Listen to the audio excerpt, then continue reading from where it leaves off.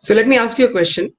What is common amongst these famous sports people, these Hollywood and Bollywood celebrities, these bodybuilders, these majestic land animals? What do they have in common? The answer is that they are all vegan. Whatever I have learned about nutrition and whole food plant-based diet is from these stalwarts and doctors who have been practicing whole food plant-based medicine and reversing all sorts of chronic conditions like diabetes, heart disease for the last many decades. And they have published also extensively and written very useful books. So all of us are aware that there are different types of diets. You have the Atkins, you have the keto, you have the paleo, and you have uh, so now let's see what an optimal diet is. An optimal diet should maximize health and well-being. It should minimize the risk of chronic disease. It should meet the needs for all the essential nutrients. It should be satisfying, appealing, and acceptable. It should be ecologically sustainable, and it should be ethically justifiable as well. So let's explore if plant-based diet fits the bill. So there were three large epidemiological studies: the Adventist Health Study 2, the EPIC Oxford, and the Suchi Health Study. And as you can see from the number of participants, they had tens of thousands of participants. And what they did is they studied the eating habits with disease. And they studied three groups of people: health conscious meat eaters, lacto-o vegetarians, and vegans. And the results of all these studies were equivocal, that the rates of disease of all the uh, among all the diseases were the lowest among vegans. For example, hypertension was 75% lower among vegans, diabetes was 62% lower among vegans, also in the Suchi study, non-alcoholic fatty liver disease, cancer, breast cancer, etc. I'm sure most of you have heard about the blue zones. These are some areas in the world where people live the longest and the most productive lives, and they also have the most number of centenarians. So an example is Okinawa in Japan and Loma Linda in California. So this population has various characteristics, and one of the main characteristics of the blue zone population is that most of them eat a whole food plant-based diet with very little animal products, less than 4%. So this is an example of uh, a Seventh-day Adventist, Dr. Ellsworth Wareham, who died at the age of 104 last year, and he practiced cardiothoracic surgery till the age of 95 and was seen mowing his lawn even at the age of 101. And this other lady, who's a 76-year-old vegan who does not show any signs of aging at all on her face, and she's not used any Botox or fillers. So there's a lot of confusion about whether human beings are herbivores or omnivores. But if you examine the dentition, you'll realize that our teeth are remarkably similar to that of a herbivore, and so is our digestive tract. So we are basically herbivores in denial.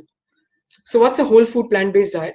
It's a diet which focuses on plants, including vegetables, whole vegetables, fruits, legumes, whole grains, a handful of nuts and seeds, and spices.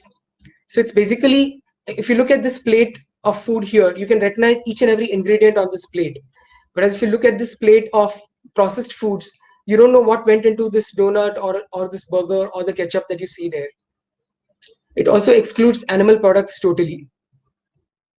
So it includes oranges but not orange juice, dalia but not brown bread, steel cut oats but not oats cookies, brown rice but not white rice.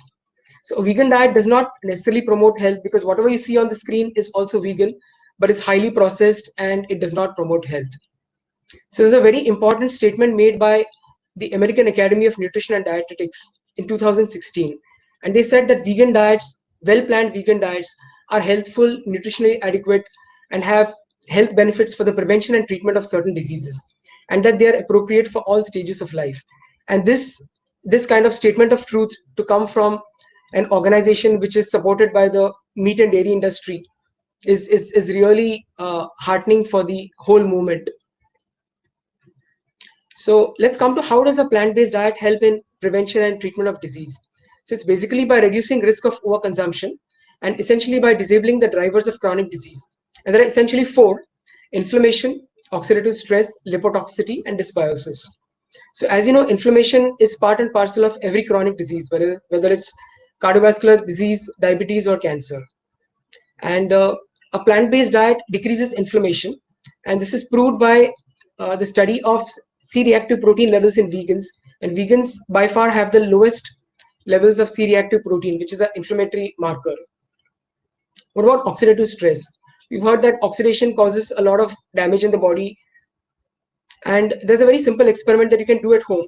Just cut across an apple, and to half the cut surface of the apple you apply lemon juice, to the other half you don't apply anything, and you'll find that after a few hours you'll find that the part that's not been covered by lemon juice turns dark. That's because of oxidation, and oxidation is an important cause of disease. So plants have a lot of antioxidants, phytonutrients, phytochemicals like anthocyanins, ITCs, carotenoids. You must have heard of lutein, zeaxanthin, quercetin. So all these are chemicals that are antioxidants and they prevent oxidative damage. Then lipotoxicity. This is the accumulation of lipids in non-adipose tissue such as liver, heart, and pancreas. And this is a very, very important cause of disease, especially insulin resistance in type 2 diabetes. So plant-based advantage is that it has the lowest rate of overweight and obesity. And vegans also have the lowest intramyocyl lipids, which is a marker of lipotoxicity. Dysbiosis will be covered by the other speaker, Dr. Anuradha. So what are the advantages of whole food plant-based diet? It has a low glycemic index. It has a high water content, anti-inflammatory, very high antioxidants, very high fiber, and calorically dilute. So plant foods are the only ones which have fiber. This fiber promotes regularity, reduces cholesterol levels, increases satiety, enhances immune function, reduces risk of GI disorders, lessens hormonal imbalances, stabilizes blood sugar. What about animal products? Animal products have none of the beneficial properties of plant products, but they also have harmful things like excessive saturated fat and cholesterol, TMAO, heme iron, pesticides, hormones, antibiotics, advanced glycation end products, and also endotoxins, which come from the very high level of bacteria that are found in the meat of slaughtered animals. What about dairy? Dairy is often considered to be a very healthy food. So dairy is 50% fat, and most of which comes from saturated fat and cholesterol. Dairy has the same effect in your body as meat has on the body. So in short, it is liquid meat. And this will be covered in detail by Dr. Rupa Shah, but I would just like to mention that it's linked with, it increases the level of insulin-like growth factor in the body, which interferes with diabetes management and also increases the risk of tumors and cancer. So if you consider two sources of protein, beans versus meat, you'll realize that all the protective products, the protective chemicals that are present only in beans, and none of them are present in the meat and poultry. And all the harmful products like saturated fat, cholesterol, heme iron, etc., endotoxins are present only in meat and not in the plant source of protein. What about processed foods? They are refined carbohydrates, they have trans fatty acids, they have excessive sodium, and they basically encourage the pleasure trap. So as Dr. Michael Clapper says, these are food-like substances which are edible and packaged in multicolored packaging.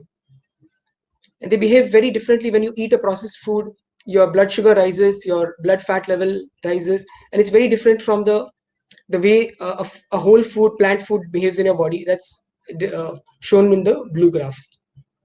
What about oil? So oil is basically 100% pure fat. It has zero fiber, it's low in nutrients, it's pro-inflammatory because it's mostly omega-6. It causes sludge blood, it raises blood pressure, paralyzes the vascular system, promotes weight gain, and it's a very important factor of causing insulin resistance. And that's why it's absolutely avoided on a whole food plant-based diet. So let's look at some common diseases, diabetes and whole food plant-based diet. So we are all aware that there are two types of diabetes, type 1 and type 2. Type 1 where there is an insulin deficiency which occurs in younger individuals, and type 2 which is due to insulin resistance. So there is a specific role of dairy in the causation of type 1 diabetes that I would like to mention, and that there are some proteins in the dairy which sometimes leak into the bloodstream through a leaky gut, and the body recognizes it as a foreign protein, and it produces antibodies to this cow's milk protein. And since the amino acid sequences on the cow's milk protein are very similar to the amino acid sequences in the protein of the beta cells of pancreas, the same antibodies will go ahead and destroy the beta cells of pancreas, and cause type 1 diabetes. Well, this does not occur in each and every one, but this is a mechanism called as molecular mimicry, and it's the basis of many uh, autoimmune diseases, and that's the way many autoimmune diseases get reversed on a whole food plant-based diet. And this has been published as well. What about type 2 diabetes? Type 2 diabetes basically is due to insulin resistance, and the insulin levels are normal to high. So my concept of diabetes changed totally when I saw this patient who came to me about 7-8 years back. He was a diabetic since 20 years, and it come with recent decrease in vision. His retina, this is the fundus picture of his retina, which showed swelling in the retina. And his OCT, optical coherence tomography, showed swelling in the retina as well, which was causing less vision. Over the last 3-4 years, he had gained 30 to 40 kilos of weight due to increased doses of insulin. So I sarcastically commented to him that he had put on so much weight that only bariatric surgery would be able to help him. And I saw him a month later, and he had actually undergone bariatric surgery. At the end of 1 month, he had lost 20 kilos, and he was nearly non-diabetic, and he was only on oral metformin. And surprisingly, his diabetic retinopathy, which normally never responds to, which never spontaneously regresses, always requires injections and laser, completely regressed in over a period of 1 month, and it has remained regressed over the last 7-8 years. So this patient has overall lost 60 kilos and is nearly non-diabetic. Now, I would ask you a question: if this were achievable with bariatric surgery, would we not be able to achieve this on lifestyle alone? Did he require all those medications? What happened? How did this diabetic of 20 years become non-diabetic and stopped requiring insulin doses? So weight loss up to a fifth of body weight reverses diabetes in a majority of obese type 2 diabetics is what I learned here. So the way type 2 diabetes works is that the insulin levels are normal, but the insulin doesn't work. And there's a reason for that. And that's lipotoxicity. You have all these pockets of intracellular lipid, intracellular fat, which interferes with the signaling of insulin. And that's why insulin does not work and your blood sugar goes up.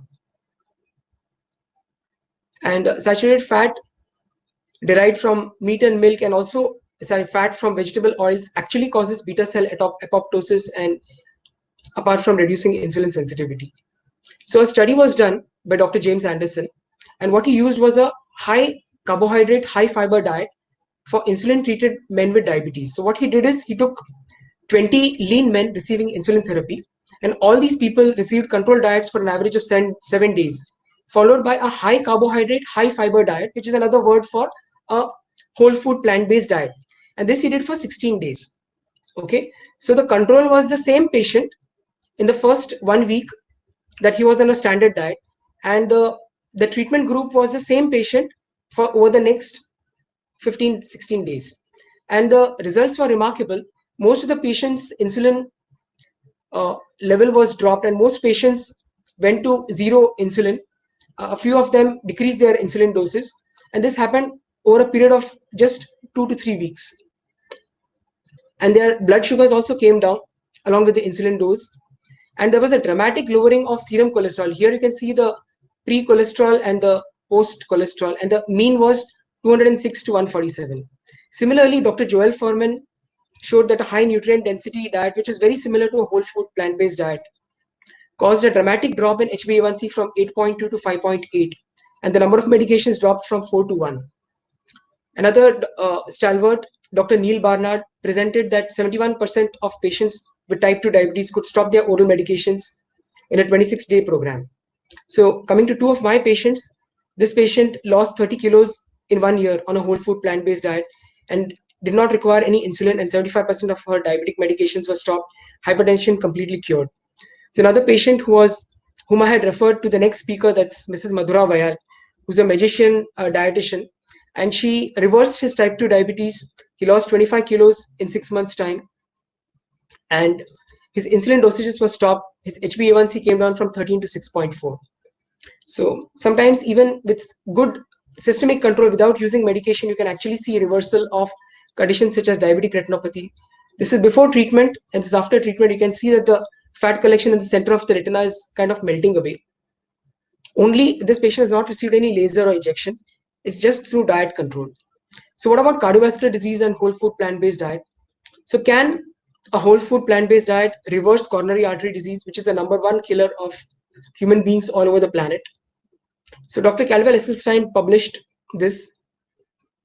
What he did is he took 198 consecutive patients who had either failed angioplasties or failed bypass, or they were too sick to get a procedure done. And he followed them for a mean of 3.7 years.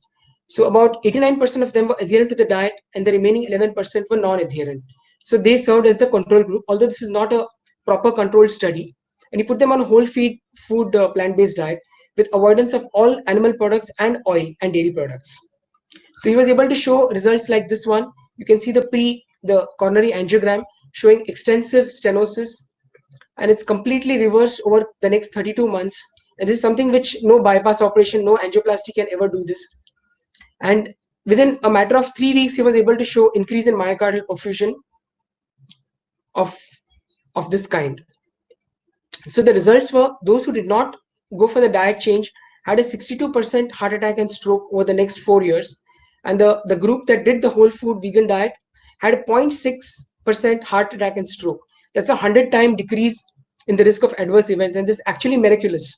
So this should actually be the default diet for any patient who has heart disease. Dean Ornish also did a similar study many years ago and showed that atherosclerosis was actually reversible.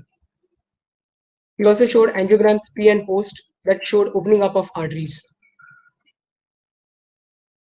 The past president of American College of Cardiology, Dr. Kim Williams, says that he recommends a plant-based diet because I know that it's going to lower their blood pressure, improve their insulin sensitivity, and decrease their cholesterol.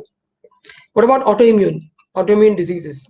As we discussed earlier, many animal proteins sometimes go into the bloodstream, find their way into the bloodstream through a leaky gut. And since these proteins are recognized by the body's immune system as foreign proteins, the body mounts an immune response to those proteins. And many of these proteins are very similar to the proteins that are found in various tissues of the body, whether it's in the heart or bones or in the skin. And so these antibodies, while attacking the foreign protein in your bloodstream, also attack these various organs and produce disease like rheumatoid arthritis and multiple sclerosis. Psoriasis is a skin disease that has the same mechanism. And having had psoriasis myself on my left leg, which lasted for 6 months, and within a week of going vegan, the psoriasis completely melted away and with no traces of psoriasis at all. That proved to me that an autoimmune disease can be completely reversible with a whole food plant-based diet. So this has been seen for multiple sclerosis as well. And there was a Dr. Swank who did a study, which was it was not exactly a whole food plant-based diet, but he was able to show remission in 95% of multiple sclerosis patients on a very low saturated fat diet, which meant a massive reduction of animal fat. Same thing for rheumatoid arthritis. There have been studies which show improvement of rheumatoid arthritis on a whole food vegan diet. It's a very interesting story. There's a very famous doctor. Her name is Dr. Brooke Goldner. She was diagnosed with SLE with stage 4 renal failure at the age of 16, and doctors had predicted 6 months of life for her. And she underwent the standard treatment which is done for all the autoimmune diseases. She's basically a vegetarian, but she ate a lot of processed foods, especially cheese and dairy products. So she was started on a diet which had high amounts of raw plant food, no meat, no dairy. And apart from a lot of beneficial effects, her lupus completely reversed and she's absolutely normal. And in 2006, discontinued all medications. And the purpose of her life is to reverse patients with autoimmune diseases all over the world. And several of my patients have undergone Skype sessions with her, and she's managed to reverse conditions such as Sjogren's syndrome and some patients of scleritis on her whole food plant-based diet. Venus Williams is another celebrity who reversed her Sjogren's syndrome with a whole food plant-based diet. This diet is also beneficial for patients with inflammatory bowel disease, Crohn's disease, ulcerative colitis. It also helps in dysmenorrhea, premenstrual symptoms. There's an association of nutrition with cancer. And a standard diet promotes cancer because it's low in antioxidants and phytochemicals. It raises the IGF-1 levels. It's highly glycemic and insulin producing. And a plant-based diet, basically, all the phytochemicals and antioxidants are basically anti-cancer compounds. In fact, if you take breast cancer cells and pour broccoli juice over it, majority of them would die. On the other hand, if you put dairy over breast cancer cells in a petri dish, you'll find that they proliferate even more. So Dean Ornish has shown reversal of early stages of prostate CA in patients with a whole food plant-based diet. Kidney disease, you must have heard that kidney disease is aggravated by protein, but the actual thing is that it's aggravated by animal protein. And we regularly see patients with kidney disease with creatinine of 3 and 4. The moment they adopt a plant-based diet, their creatinine starts falling, and Madhura will probably share 1 or 2 cases of that kind. So let's come to medical management. So medicine as present is kind of reductionistic. It has it believes in single causes, single biomarkers, single diseases, and encourages the development of drugs with side effects as a primary means of health maintenance. So this is not to say criticize modern medicine, because we can do a lot of things with there's emergency care that can save people. You can do angioplasty bypass in type 1 patients requiring insulin. So, but modern medicine has kind of failed in chronic diseases such as diabetes and heart disease, and that's where lifestyle comes in. So a lot of diabetic medications make you put on weight, and the diabetes gets worse, and it's a vicious cycle. So the least that we can do as doctors is to inform the patient that there are 2 choices that you can make. One is that you can improve your lifestyle, and second one is to go on medicines. So let food be thy medicine, and that's the most powerful medicine that you can ever have. So let's treat the cause and not the symptom. So diabetes is not due to a deficiency of anti-diabetic medication. Diabetic macular edema is not due to a deficiency of anti-VEGF. Hyperlipidemia is not due to a deficiency of statins. I myself had hyperlipidemia, which was completely corrected by a plant-based diet. So one more thing is that not all carbs are bad. There are bad carbs versus good carbs. And another statement, another study that was published in the European Society of Cardiology, was that low carbohydrate diets are unsafe and should be avoided because they increase the risk of death from all the major causes. So to sum up, lose weight, that is lose fat, eat whole unprocessed foods, stay clear of processed foods, eat till you're 80% full, choose less calorie dense foods, drink water, exercise regularly, meet all nutrient needs, supplement D3, vitamin B12, and in some cases omega-3. Get educated in nutrition by reading these following books on reversing diabetes and heart disease, seeing these documentaries, and visiting these websites. So eat the rainbow and not the morgue. Thank you everyone for patient listening.